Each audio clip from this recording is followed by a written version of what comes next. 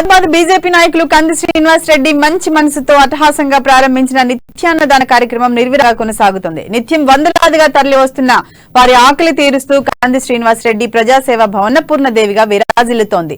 భోజనం చేసిన ప్రతి ఒక్కరూ సంతృప్తి వ్యక్తం చేస్తూ కేఎస్ఆర్ ఆశీర్వచనాలు అందిస్తున్నారు. ఏ నాయకుడు ఇలా రోజు భోజనం పెట్టలేదని ఈ బృహత్తర కార్యక్రమానికి శ్రీకారం చుట్టిన కంది శ్రీనివాస్ రెడ్డి నిండు నూరేళ్లు చల్లగా ఉండాలని దీవెనలు అందిస్తున్నారు. రాజకీయంగా మరింత ఎత్తుకు ఎదగాలని ఆకాంక్షిస్తున్నారు.